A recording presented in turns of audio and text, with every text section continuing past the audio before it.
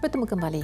Ke arah menjadikan Radio Televisyen Malaysia RTM lebih berdaya saing, penambahbaikan program hiburan dan berita dan ehwal semasa menjadi fokus utama Jabatan Penyiaran Malaysia menjelang 2024. Ketua Pengarah Penyiaran Datuk Suhaimi Sulaiman berkata, semua warga kerjanya perlu memahami data serta demografi pendengar dan penonton untuk memperoleh strategi penambahbaikan siaran radio dan televisyen.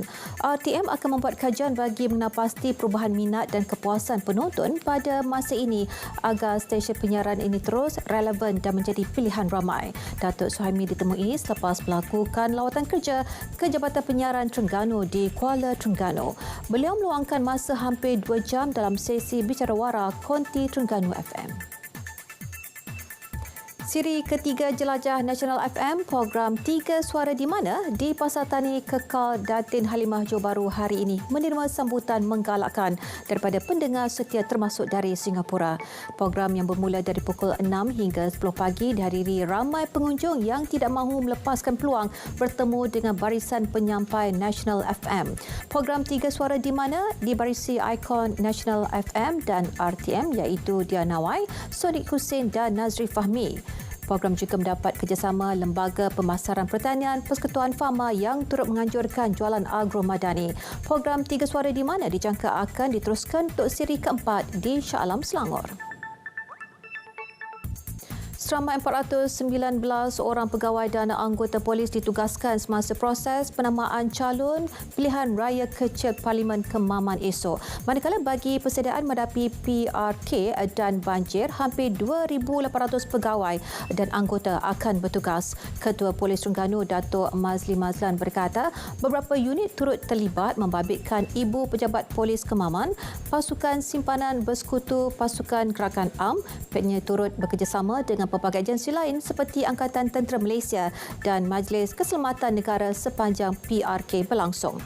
Dalam pada itu, beliau menasihatkan semua pihak yang terlibat agar mematuhi arahan, peraturan serta larangan tempoh berkempen dan hari pengundian.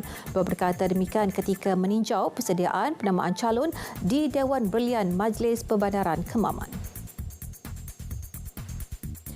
160,000 individu berusia 50 tahun ke atas dikesan mengalami masalah penglihatan dan 8% daripadanya melibatkan kebutaan.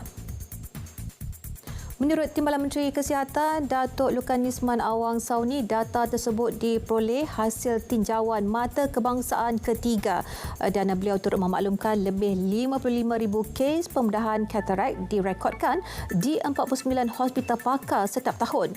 Oleh itu, KKM telah mewujudkan klinik katarak untuk mengatasinya secara sistematik.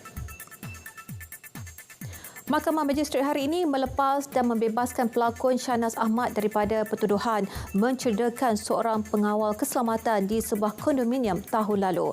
Magistrate Atika Muhammad membuat keputusan itu selepas mendengar hujahan peguam yang mewakili Shahnaz dan Timbalan Pendakwa Rakyat.